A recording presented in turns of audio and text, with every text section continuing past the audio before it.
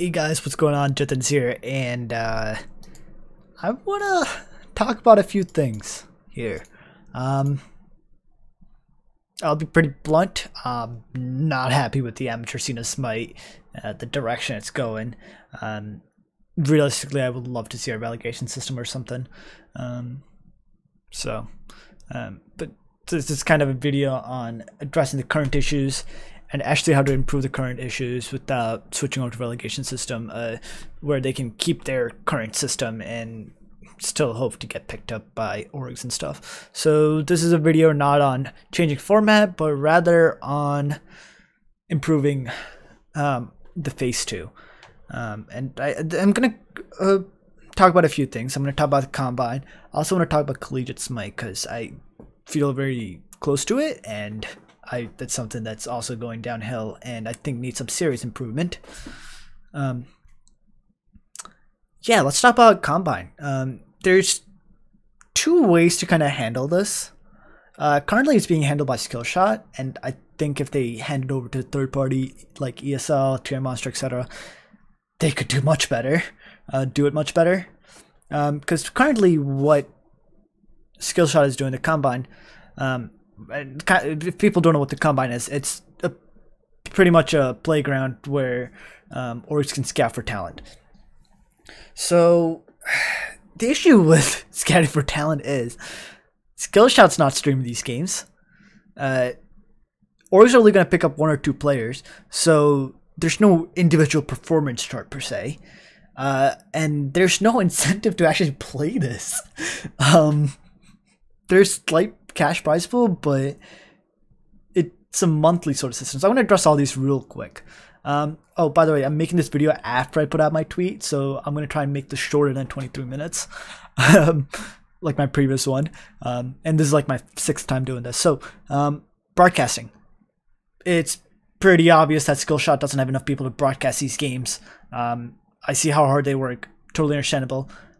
So what they can do is improve the community talent to broadcast these games. So hire community talents, hire some community casters, producers, to broadcast these games. If Skillshot wants to run it, that's fine. If they want to have a third party to broadcast it, that's cool. Works that way. Because, sorry, I hit the mic. If we're being realistic, players are not going to stream this, mostly because 1, it's a performance hit to their computer. 2, stream sniping is definitely a thing. Even with the delay, then they can't talk with their viewers. Yeah, there's issues with streaming, and honestly, they don't want to leak their strats pretty much. So let's be real, they don't want to. They probably shouldn't be streaming, or they don't want to stream, etc. for these reasons. So get some official broadcasting in. Ways they can address this. Mixer.com/SmiteGame currently has streamers on it, but it's also streamed on twitch.tv/Skillshot. So if they want to kill the twitch.tv and just keep their community streamers on Mixer Game, that's fine. Use Skillshot to stream these Combine games today with third party. Far easier, far better. Just go with it. I swear that's gonna work. Because how are orgs supposed to scout for talent without a broadcast, right? And this is the amateur scene, so it's totally okay for amateur casters to cast this, because that's how it works. Second, I want to address individual seeding. This is going to be a little bit more different. I kind of want to show this instead, because this is something I do with Smite Prime. So if anyone knows what I do with Smite Prime, knows I do an individual player seeding system. So weekly, this is my teams competing this week, and each week there's a seeding system, and it's individual players. So say week 1, Sanguine 1, each player gets 100 points. So this points is not towards Sanguine, it's towards each players. And the reason for that is the community scene is known for roster apocalypse. That means rosters are going to always keep changing, and that is something that we can easily address sort of by moving the points with them if they swap teams. So 1, it's going to have better seating on brackets. It's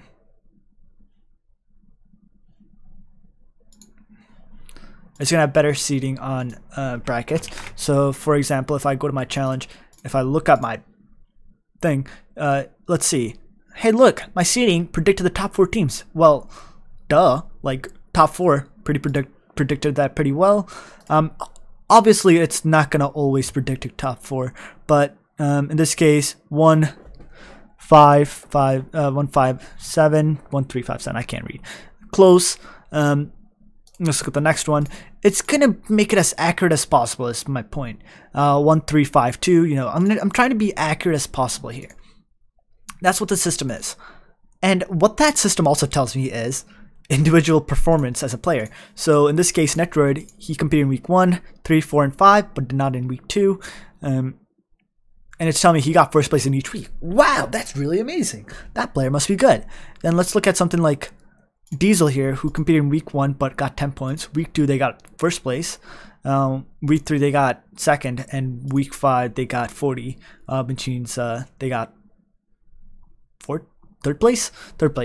So you kind of see like, hey, this player started low, got really well, then started going down again. So what does that tell us about the player? Maybe the player's not good, or the teams he's playing with isn't good. So we look at the other players surrounding this player, see if they changed roster, what kind of impacted this player's performance. So we have this information showing what causes players' impact to perform really well or perform really low, and kind of see that chart. And orgs can look at this and say, hey, this player has consistently gotten first place every week. That means this player must be good. And if we, that kind of showcases stuff like this. And I think individual performance is really important in Combine, because orgs are only gonna pick up 1 to 2 players. If we're being realistic here, they're not gonna pick up a full team. It's just not possible. They're going to pick up 1 or 2 players, and that's what the point of this is. But there's nothing individually showcasing these players, and that's frustrating for me. Like, come on. Next thing I want to address, also will tie back into this, is pricing. So from my understanding, first place gets $180, second place gets $90 per player, but it's only the top 2 teams at the end of the month. So it's a combination of 4 weeks of tournaments, and the points combined on how they placed each week. So 100 points if they won week 1, stuff like that, I guess. Teams get money. The issue with that is, if a team plays for 3 weeks, they pretty much solidify their position for either first or second pretty much at that point, saying, hey, we're just going to get money at this point if we don't want to play. At a secondary price pool, it's really not that, yeah, it's going to be more money, but it's definitely doable. Add $50 a week to this, so $10 per player for first place. That's still going to keep players wanting to compete each week. Add gems for second place for weekly if you want to. It's either way, it's promoting players to compete weekly, especially with this individual seeding system showcasing the top players. And like I said, at the end of the month, the top 2 team gets money.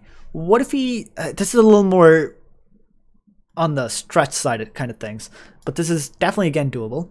What if we give the money to top teams? Not top teams, top players. So for example, if top 5 players gets $180 at the extra $180 at the end of the month, and the 6th to 10th player gets the $90 per player for the next month. So we're really promoting teams to actually change rosters, create a very competitive roster for themselves. We're promoting competition here, promoting individual players as well, because this is going to encourage players to actually switch rosters instead of playing through one roster for a whole month, to just try and get the money, try to get the highest points as possible as a team. But this way we're encouraging individual performance, and we're giving a price pool of individual performance. It's a little on the stretch side, I definitely agree.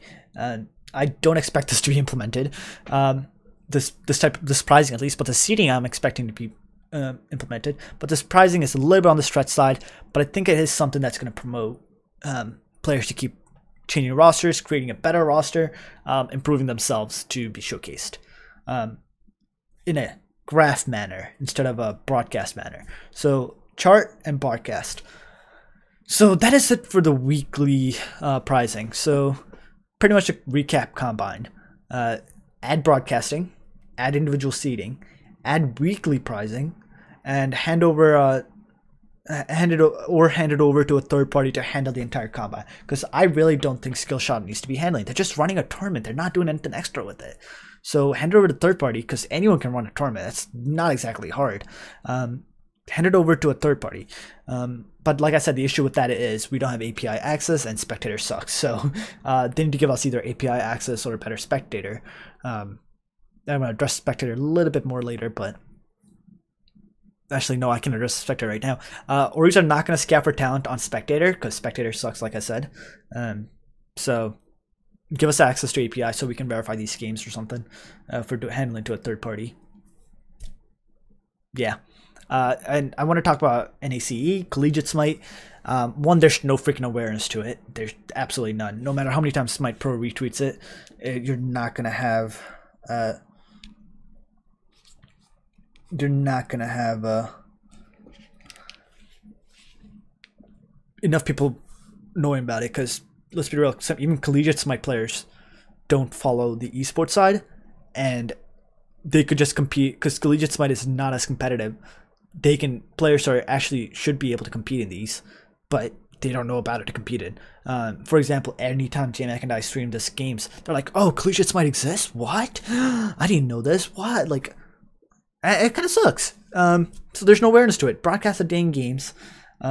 It's not exactly that hard. Again, hire community talent because it is not SPL level. It is not the Pro League. You can hire community casters to handle this. I don't understand. If it's handled by NACE and Skillshot has something to do with it, add it into the contract that they have to stream it. Because as far as I'm aware, Skillshot is still involved with it in some way or another. That way, like I said, you're promoting this. I'm already hitting 12 minutes. I didn't want it to be this long. The last thing I want to involve is, and before I say anything, I do want to let everyone know who I am. Because I think that is going to be an impact in the next thing I want to say. My name is Jatin. I run Smite Prime. I've hosted over 500 Smite tournaments in the community. Been involved for over 5 years. A little over 5 years, I think. Really good at broadcasting these games and understanding spectator and doing a whole bunch of crazy stuff. You can ask anyone that's involved in... ask anyone that's involved in any part of my broadcasting that this thing gets intense, and it is pretty clean. I'm also a computer science major, studying math minor as well. I want to get into game design. I've taken steps towards it. I also know a bit of UI design. Kind of falls into game design, but I want to make that separate because I'm about to say something. So yeah, I understand UI design. I understand programming. I've used Unreal Engine here, so I definitely know what I'm talking about here when it comes to this. Add a competitive tab to Smite. Yeah, that's about it, pretty much. Look, it doesn't have to have the information in-game. Just hyperlink it to the esports page. Like, I'm not asking for much. Just these information are already available, but people don't know about it because not everyone follows the esports side. Not everyone knows about it. Smite Game should be promoting the esports side as well, but we don't see enough promotion from Smite Game. So, create a competitive button. People can click on it. Put up panels that says SCL, SML, SPL. Oh, sorry, I hit the mic. I lost track. NACE, Play Versus, which is high school Smite, community tournaments, and hyperlink it to the Smite esports page because the information's there. But just people don't know about it and they don't go to it. If you have it in game and you readily make this information available, people will go to it. It's how it works. It's literally how it works. This is literally me speaking from UI design things I studied from UI design. That's how things work. And as a programmer, I'm telling you this now, that this is not hard to implement. You're creating 7 graphics, another room and simply just hyperlinking it. This is not a difficult thing to add to Unreal Engine. Look, I don't know much about the multiplayer side of programming, but I do know how rooms and basic game design works. And I'm telling you, this is not a hard thing to add. Because you're doing this on an individual client, not on a multiplayer client. Like, you can do this on your own screen, individual player screen, I should say, and a player view, if that makes sense. So this doesn't need to be something, you're not actually in a game. This is just a main screen. So it's a different room.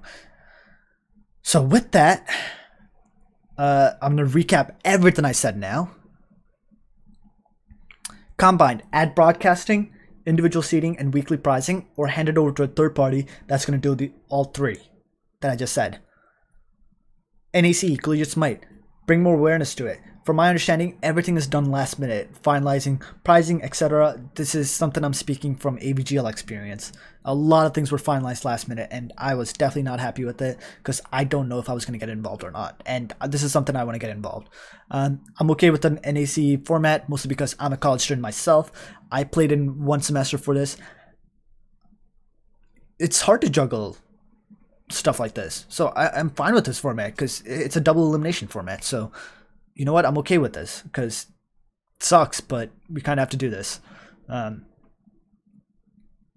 In game, add a competitive tab that showcases SCL, SPL, SML, NACE, play versus, and community tournaments. You have 6 events pretty much that goes on, but none of them are showcased on Smite Game. That's a big issue for me. How is a game that has this esports side, but nothing is showcased in game about this esports side? It's very frustrating. Either way, somehow I might try to make a shorter video than 23 minutes, and it only ended up with 17 minutes. And still ended up with 17 minutes. Either way, I'm gonna kill it here. Thank you for listening to my rant on how to improve the scene. Like I said, this is supposed to be a video on how to improve it without changing format. So really just get an idea. These are, I think, all positive changes, other than the weekly prizing for top 10 players instead of top 2 teams. That's, like I said, that's iffy one, but it's very, you know, I need more feedback on it, what you guys think. So definitely give me the feedback on it, because I think that's something that promotes individual scouting, it promotes individual talent, but I think that's taking away too much from the team composition. So yeah, that's it. Let me know what you guys think, and I shall see you guys later. I don't know. Peace.